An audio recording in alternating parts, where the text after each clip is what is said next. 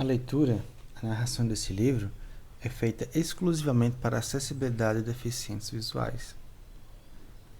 É feita de maneira voluntária e sem nenhum fim lucrativo. Se não for o seu caso, né, o link para a compra do livro está aqui embaixo na descrição. Você pode comprar o PDF, livro físico ou Kindle. Vamos à leitura.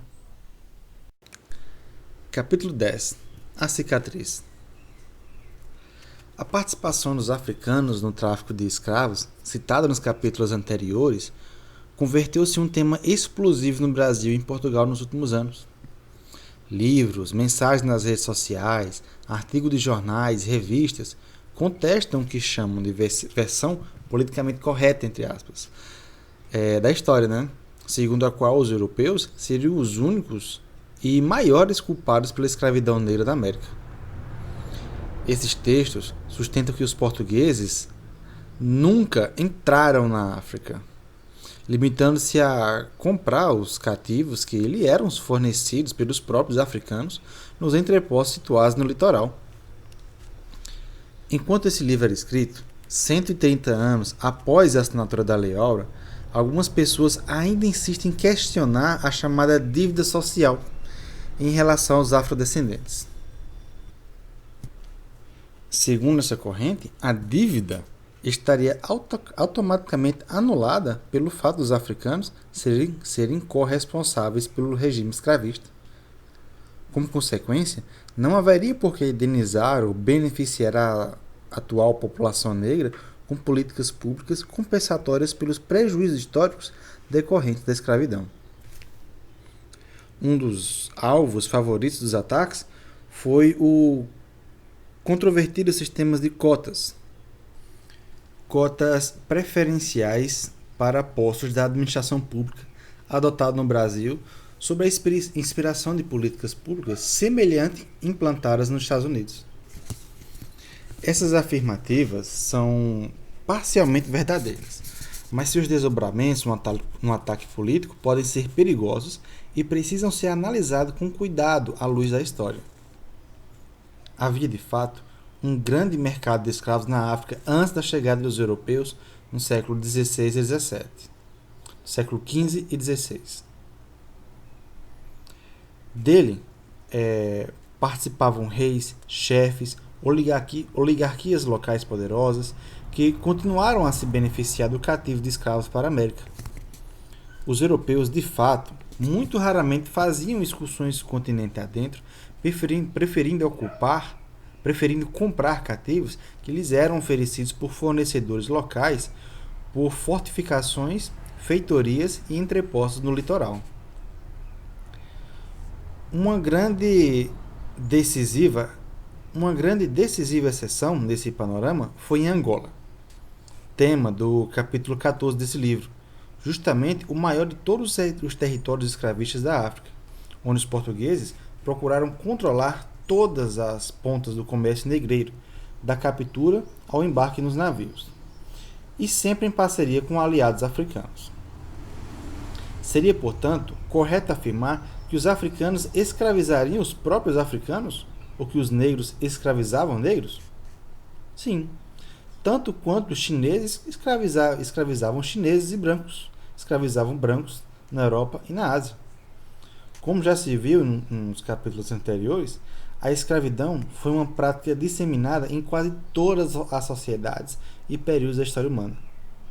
No passado, não fazia distinção de raça, cor de pele, origem étnica ou geográfica.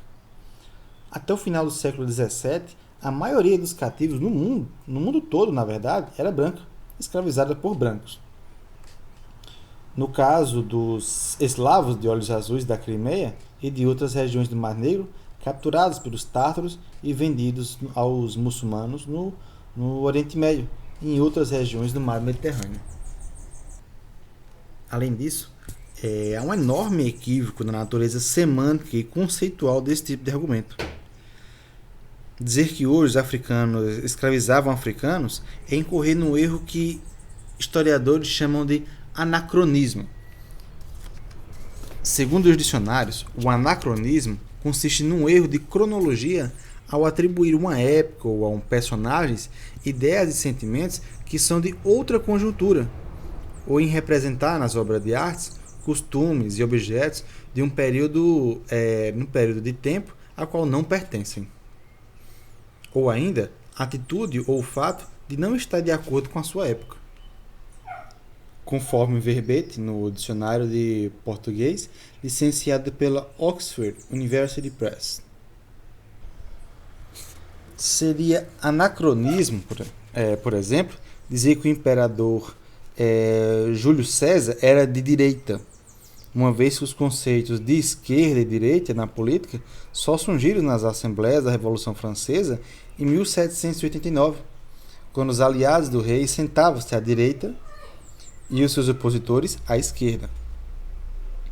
Outra forma de anacronismo seria a avaliação ou o julgamento de personagens e acontecimentos do passado, com base em valores e referências do presente. No outro exemplo, seria anacronismo esperar que pessoas da Idade Média Europeia, da Média Pré-Colombiana, da África, a África antes da expansão portuguesa, defendessem ou praticassem os conceitos filosóficos como a proteção dos direitos humanos e das liberdades individuais, que só seriam incorporadas às leis e costumes muitos séculos depois. A chamada identidade pan-africana é um conceito relativamente recente e, em grande parte, fruto de guerras e movimentos nacionalistas como o colonialismo do século XX. No passado não era assim. Ninguém se reconhecia como africano. Do mesmo modo que antes da chegada de Cabral à Bahia, um índio guarani do sul do Brasil jamais enxergaria um irmão americano no índio navarro dos Estados Unidos, ou asteca, ou do México. Nem sequer uma identidade relacionada à cor da pele seria possível. Nem todos os africanos eram negros. Alguns dos grandes traficantes de cativos eram berberes muçulmanos, do norte do continente, de pele clara. Portanto, seria igualmente inadequado e anacrônico generalizar a afirmação que, abre aspas, negros escravizaram negros, fecha aspas, embora isso obviamente também acontecesse. A África, como também se viu no capítulo anterior, sempre foi um continente grande, de grandes diversidades e riquezas culturais, habitado por uma miríade de povos, etnias, nações, linhagens, reinos, frequentemente envolvidos em guerras, disputas territoriais.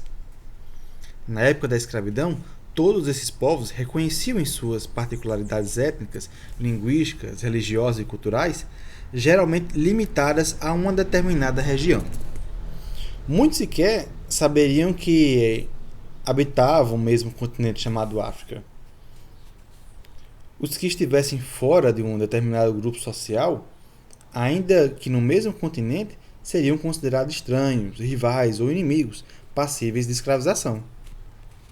Na África, como em qualquer outro sistema escravagista, o escravo era sempre o outro, o diferente, o estrangeiro, o alienígena, para se usar um termo atual e de fácil compreensão. O habitante do Império Oyo, na atual Nigéria, capturado e escravizado pelos seus rivais do reino do Daomé, situado mais a oeste, era tão estrangeiro na África quanto o próprio escravo daometano seria ao chegar no Brasil a bordo de um navio negreiro. Por fim, seria igualmente incorreto do ponto de vista histórico atribuir exclusivamente aos africanos a culpa pelo tráfico de milhões e milhões de cativos negros para a América ao longo de 3 séculos e meio. Embora a escravidão já existisse na África antes da chegada dos portugueses, foi a altíssima demanda dos europeus por mão de obra cativa que possibilitou ao negócio negreiro no Atlântico atingir as proporções tão significativas. Os europeus, como se verá mais adiante nesse capítulo, estimularam a captura de escravos na África, oferecendo mercadorias, armas, munições e outros benefícios para seus parceiros no tráfico. Essas ressalvas, e fugindo da tentação de mergulhar aqui no debate sobre essa tal dívida social, entre aspas, resta o fato de que, indubitavelmente, os chefes africanos participavam ativamente do comércio de escravos, capturando cativos nas regiões vizinhas aos seus domínios em guerras, razzias ou processos judiciais e vendendo-os aos europeus. Funcionaram e enriqueceram com os braços nativos do tráfico negreiro por uma razão muito simples. A escravidão era uma prática corrente nas sociedades africanas há séculos. O historiador inglês Charles Boxer sustenta que só a existência de um mercado de mão de obra cativa muito antigo e já bem estruturado com fornecedores e compradores, rotas de transportes, feiras e preços definidos, explicam a rapidez com que o tráfico de escravos africanos se consolidou no Atlântico. Como pode ser visto no livro O Império Marítimo Português, página 41. Escravos podiam ser encontrados em todas as partes da África, desempenhando todo tipo de atividade. Escreveu John Thornton. Vou chamar John Thornton. Escreveu John Thornton. Abre aspas. Quando os europeus chegaram à África e se ofereceram para comprá-los, a oferta foi imediatamente aceita. Os cativos não apenas eram numerosos, como um mercado de escravos já estava bem organizado, fecha aspas. Como pode ser visto em Africa and Africans in the Making of the Atlantic World, página 94. Outro historiador, Paul E. Lovejoy, calculou que apenas 45% dos africanos escravizados, ou seja, menos da metade, foram vendidos ou embarcaram para as regiões fora do continente. Os demais permaneciam como cativos na própria África. No total, seriam mais de 30 milhões de escravos, incluindo os que ficaram e os que partiram. Como pode ser visto em Transformation in Slavery, página 53. Diferentes formas de cativeiro estavam disseminadas por toda a região. Segundo Alberto da Costa e Silva, não faltavam sequer comunidades nas quais o escravo, ao morrer, continuava escravo. Cita ele um exemplo. Os cherbos, no litoral de Serra Leoa, enterravam um cativo nu e coberto por trapos, para demonstrar que nada possuía, e com as mãos e pés atados por corda, cuja ponta comprida deveria sair da cova e amarrar-se ao morão fincado no solo. Antes de sepultá-lo, o dono lhe dava outra chibatada, para deixar claro que continuava a ter autoridade sobre o espírito do morto, que no além deveria ser escravo dos antepassados do seu senhor. Como pode ser visto em A Manilha e o Liambo, página 83 e 84. A escravidão africana era anterior à chegada dos traficantes europeus e continuou bem depois da partida deles. Estima-se que no século XVIII, auge do tráfico de cativos no Atlântico, houvesse tantos escravos na África quanto na América, entre 3 e 5 milhões em cada continente. No século XIV, à medida que o tráfico internacional diminuía No século XIX, à medida que o tráfico internacional diminuía sob a pressão do movimento abolicionista, a escravidão na África aumentava devido à maior disponibilidade de cativos e à queda nos preços. Como consequência, segundo os cálculos do historiador Herbert Klein, por volta de 1850, ano da Lei Eusébio de Queiroz, que pôs fim ao tráfico para o Brasil, haveria na África mais escravos do que em toda a América, cerca de 10 milhões no total. Abre aspas. Desse modo, o fim do tráfico negreiro no Atlântico não significou o fim da escravidão, escreveu Klein. The Atlantic Slave Trade, página 130 a 131. Segundo o norte-americano John Thornton, A escravidão africana, desde tempos imemoriais, teria função diferente daquela que assumiria mais tarde na América.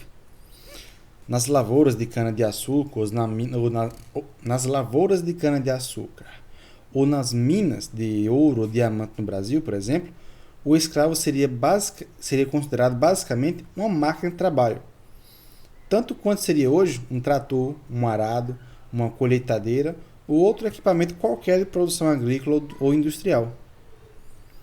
Era, portanto, um ativo econômico descartável, a ser reposto o mais rapidamente possível assim que se esgotasse sua capacidade produtiva. Como bem observou o sociólogo pernambucano Gilberto Freire, houve miscigenação racial entre a Casa Grande e a Senzala, mas isso era exceção, não a regra. Na África, ao contrário, a posse do escravo era ela própria fonte de riqueza e poder.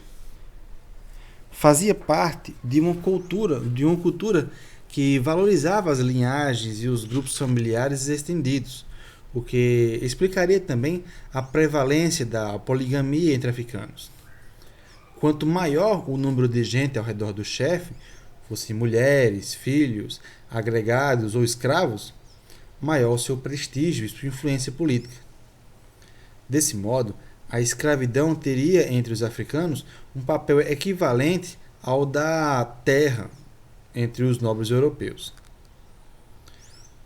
O poder dos senhores feudais e dos monarcas europeus media-se pela propriedade do solo. Quanto maior o seu território, maior também a sua autoridade. Na África, a fonte escassa de riqueza era o trabalho e não a terra.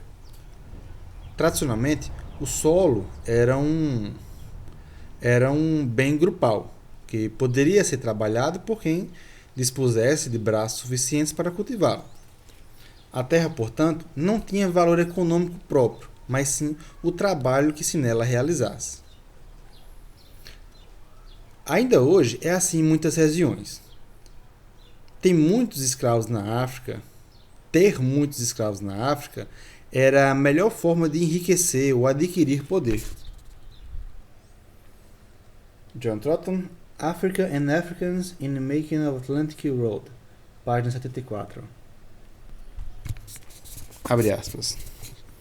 Se na Europa, como primeiro passo para ser admitido na aristocracia, o burguês rico deveria tornar-se proprietário de terra, na África, as portas das classes dominantes eram abertas pelo plantel de escravos, fecha aspas. Escreveu Alberto da Costa e Silva, acompanhando as análises de Trotton. Abre aspas. O percurso de ascensão social de um homem ambicioso passava pela aquisição da escravaria, fecha aspas. A Manila e o Liambo, páginas 111 e 112.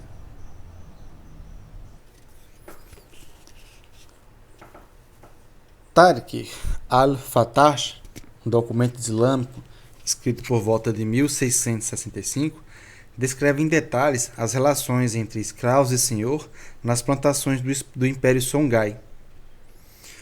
Numa dessas lavouras, trabalhavam 200 pessoas subordinadas a 4 feitores, que, por sua vez, respondiam ao capataz-chefe. Todos escravos. Esse capataz-chefe também ele era cativo. Tinha a obrigação de entregar ao seu senhor uma quantia fixa de arroz e milete. Se a produção fosse maior, ficava com a diferença, podendo enriquecer e comprar seus próprios escravos. Na sua morte, porém, todos os seus bens eram incorporados imediatamente ao patrimônio do senhor. Uma demonstração extrema de poder, prestígio e riqueza eram os sacrifícios humanos envolvendo escravos em ocasiões especiais. Poderia ser em funerais dos reis, em ritos para aplacar a ira dos deuses, cerimônias propícias de chuva e boas colheitas, ou para levar mensagens aos antepassados. Em algumas regiões, escravos eram sacrificados e enterrados ao lado do seu dono, como mostram diversas escavações arqueológicas. Entre os Yorubás, na atual Nigéria, tinha-se o hábito de sacrificar um escravo por ano, como oferenda ao orixá Ogum. Há inúmeros relatos de europeus assustadíssimos com cenas assim. No século XVII, o holandês Pieter Mares escreveu que, na ocasião da morte de um rei da Costa do Ouro, atual Gana, cada um dos nobres oferecia um escravo para acompanhá-lo ao túmulo. Essas pessoas eram decapitadas e tinham seus corpos salpicados de sangue, antes de descer ao túmulo com o soberano morto. As cabeças separadas do corpo ficavam expostas ao redor da cova. Outro holandês, Abraham Heims, assistiu em 1736, na região do Benin, uma solenidade em homenagem ao pai do Obá, chefe local, da qual 2 dezenas de pessoas foram decapitadas e lançadas no fundo de um fosso como oferendas ao espírito do falecido. Na mesma época, o capitão Francisco de Lemos, que vivia na região do atual Guiné-Bissau, contou que depois da morte de um rei chamado Mahana, durante todo o ano que duraram as cerimônias fúnebres, foram sacrificados 104 moças e rapazes. Andrew Battle, viajante inglês que visitou Angola na passagem do século XVI para o XVII, contou que antes de uma batalha, os chefes Imbangalas matava a machadadas um rapaz e 2 homens adultos. 2 outros eram abatidos ao lado de fora da cerca, que protegia o acampamento militar. Eram diversos os meios de produção de escravos na África. A primeira e mais frequente era a guerra, o sequestro, a captura pura ou simples de pessoas. A segunda eram os processos judiciais, em que os condenados por roubo, adultério, prática de feitiçaria e outros delitos se tornavam cativos pelo resto da vida. Em algumas sociedades, não apenas o criminoso era punido com cativeiro, mas também seus parentes, que se tornavam propriedade da família da vítima do crime. Um sistema peculiar de escravização na África era o de peonagem. Essa expressão era usada na Europa durante a Idade Média para designar tropas de infantaria constituídas por peões, em geral pessoas pobres, sem recursos, que combatiam a pé, sob ordem dos cavaleiros e senhores feudais. No Brasil, peão se tornaria sinônimo de trabalhador temporário em lavouras ou em obras de construção civil. Em Portugal, significa pedestre, ou seja, alguém que anda a pé. No caso da peonagem africana, pessoas em dificuldades financeiras podiam oferecer-se como peões ou escravos temporários em troca de ajuda, abrigo e apoio material. O capitão britânico William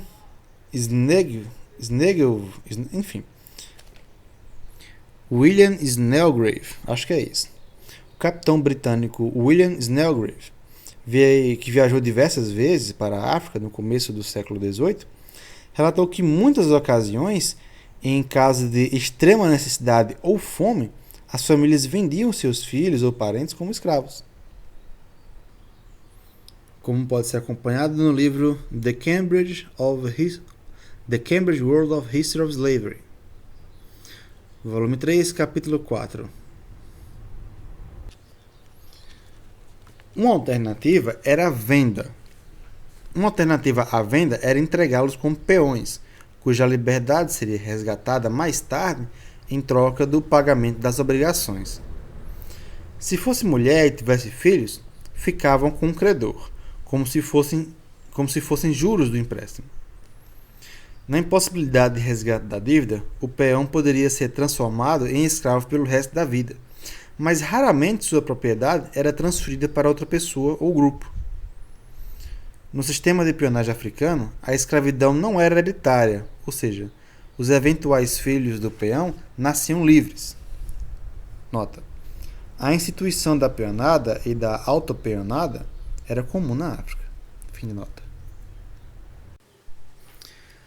Havia ainda a escravidão resultante de disputas políticas, nas quais os perdedores se tornavam cativos dos vencedores, que tanto poderiam usufruir dos serviços ou vendê-los para mercadores de escravos. Abre aspas. Em muitas sociedades africanas, cada vez que se findava um rei ou um chefe, abria-se a disputa pelo poder, fecha aspas, explicou Alberto da Costa e Silva.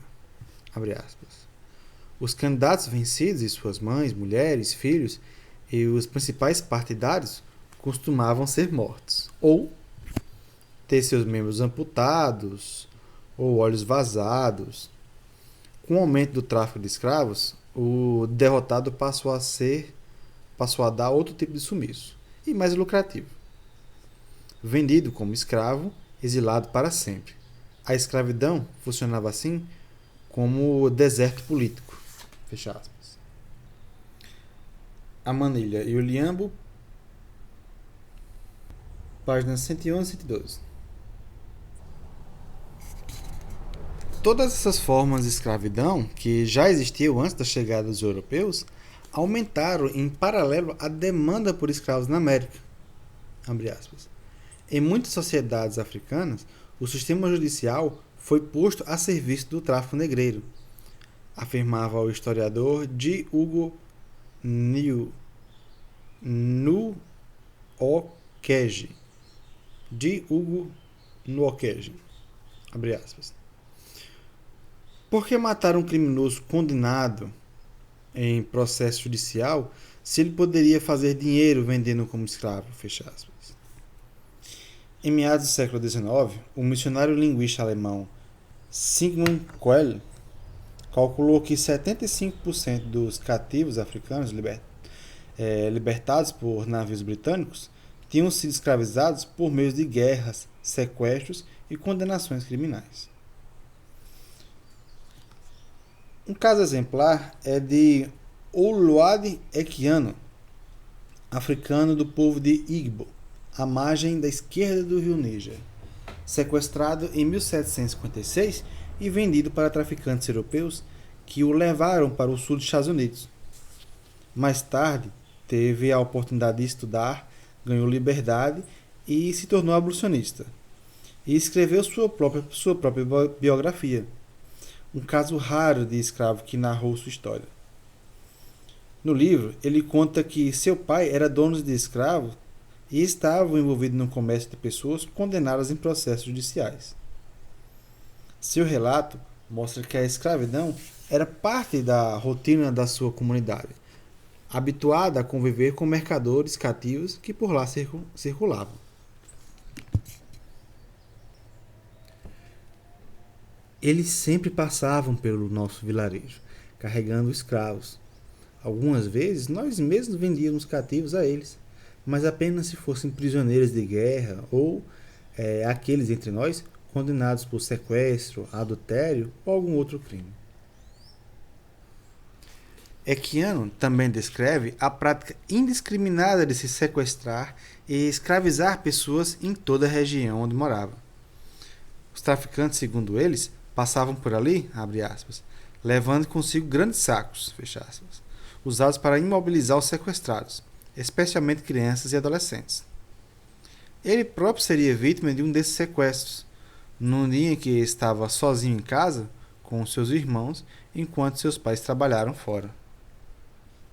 Como pode ser visto no livro de Oluwade Equiano, The Interesting Narrative and Other Writings, página 37 e 47. O que teria sido da África sem o tráfico de escravos para a América? Difícil dizer hoje, mas as estatísticas indicam que toda a economia de trocas regionais em crescimento na época anterior à chegada dos portugueses foi abruptamente abortada e desmantelada para favorecer os comércios de cativos que, embora já existissem no continente, nunca tinham chegado aos níveis observados nos 4 séculos seguintes. Os europeus estimularam a captura e a venda de escravos africanos para transformá-los num negócio global, numa escala até então nunca vista envolvendo 4 continentes: África, Europa, América e até a Ásia. Nos 2 primeiros séculos de contato com os europeus, os africanos ainda exportavam produtos agrícolas e parte de seus recursos naturais, como ouro, marfim, madeira, pimenta, couro, tecidos de algodão. Escravos eram uma parcela pequena nessa pauta de exportações. A partir de 1650, no entanto, a venda de seres humanos se tornou a principal atividade econômica da costa da África. No final do século XVIII, já correspondia por 90% da pauta das exportações do continente, nos cálculos do historiador nigeriano Joseph Inikori. As economias comerciais de toda a costa da África sofrem de um duro impacto quando os europeus mudam a demanda desses produtos para escravos, uma vez que a exploração em larga escala dos recursos do Novo Mundo demanda um trabalho cativo, escreveu Inikori. O crescimento do tráfico no Atlântico enfraqueceu o mercado de trocas regionais dentro da África. As economias no interior do continente, que até então forneciam produtos locais para mercados litorâneos, tornam-se fontes de cativos a serem vendidos aos europeus. A implosão dos antigos mercados regionais A explosão dos antigos mercados regionais seguiu-se um ciclo interminável de conflitos, guerras endêmicas e desordens sociais, estimuladas pela importação de armas de fogo, munição e bebidas alcoólicas. 3 produtos muito valorizados no comércio de escravos. Em meados do século XIX, as bebidas alcoólicas representavam 21% de todas as mercadorias fornecidas pelos negreiros do Golfo da Biafra. O historiador Paul E. Lovejoy calculou que durante todo o período do tráfico do Atlântico, os ingleses exportaram para a costa ocidental da África cerca de 20 milhões de armas de fogo, número impressionante ainda hoje. Entre 1750 e 1807, a Inglaterra vendeu anualmente para os chefes africanos em troca de escravos 384 mil quilos de pólvora e 91 mil quilos de chumbo em média. Essas armas alimentavam as guerras que, por sua vez, sustentavam a captura e a escravização de milhões de pessoas vendidas para os navios negreiros. A guerra era um eufemismo para o roubo e captura dos seres humanos. Observou o escritor e historiador norte-americano Marcus Rediker. Em geral, começavam quando o navio negreiro aparecia no horizonte, o que levava os fornecedores locais a seguir imediatamente para o interior do continente à busca de carga humana, que o comprador pagaria com armas e munições. Como pode ser visto no livro The Slave Ship, Kindle e-book, posições 1608 a 1612, de Marcus Rediker. O comércio atlântico de escravos mudou a geografia da África. À medida que o tráfico se intensificava com a demanda crescente na América, a fronteira de guerra e captura de novos cativos ia avançando cada vez mais para o interior do continente africano. Novos estados e reinos foram surgindo enquanto outros, menores e mais frágeis, sucumbiam às guerras e razias dos vizinhos mais fortes. Poderosos e centralizados, estabelecimentos com apoio de armas europeias, esses novos estados passaram a deter o controle sobre uma determinada região. Assim, funcionavam como interlocutores ou intermediários nas negociações e no fornecimento de escravos para os europeus. No caso dos reinos Ashanti e Fanti, em Gana, Adalá, Aladá, no Benin, Oió, na Nigéria, Daomé, entre o Benin e a Nigéria, Kassange, em Matamba, em Angola. Nota.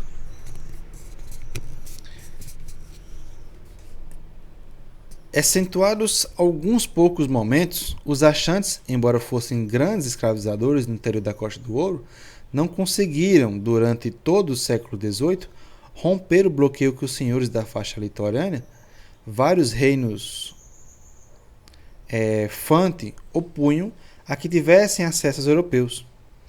Os Achantes defendiam os Fantes Os Achantes dependiam dos Fantes para vender escravos aos europeus e para eles obter bens, entre os quais armas de fogo. O reino Achante tirava da sua força não apenas o ouro e dos escravos, mas também um importante comércio de nós de cola, com o Salândia, o Sahel e o Saara.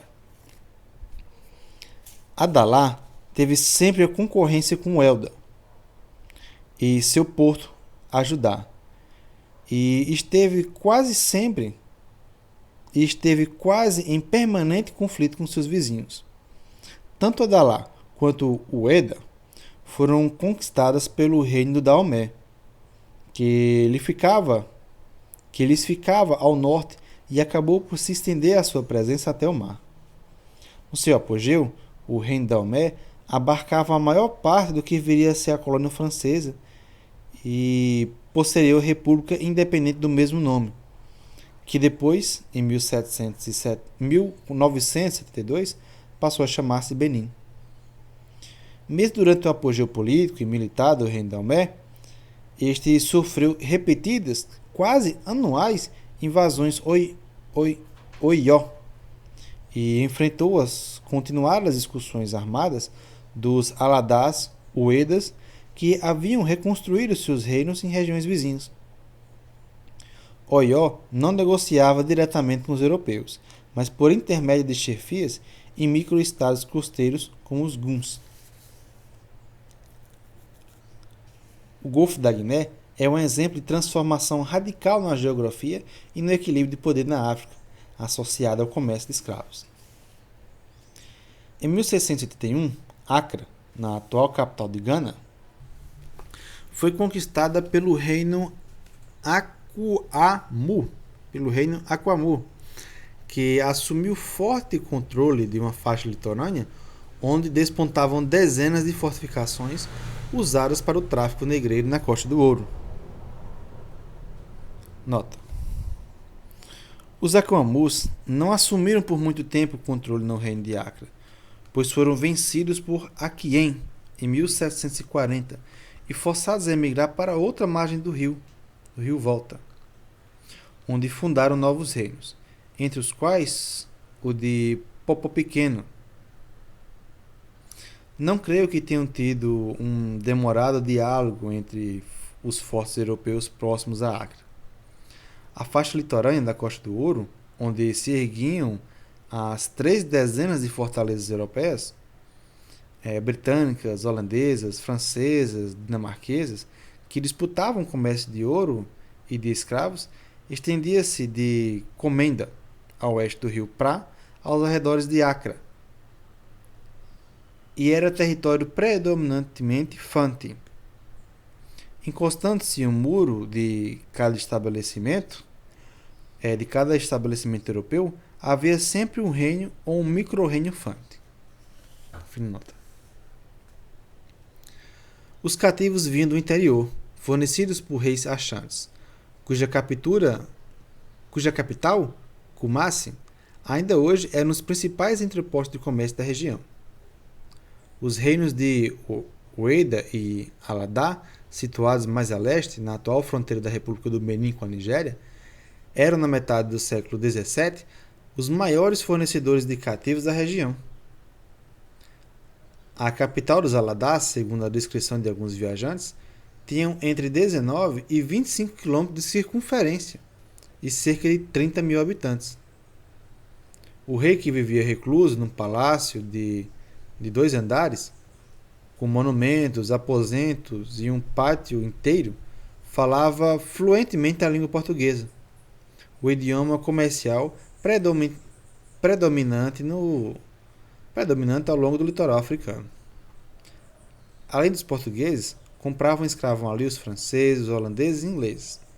Num espaço de apenas 50 anos, entre 1650 e 1700, o número de escravos embarcados nessa região aumentou 6 vezes.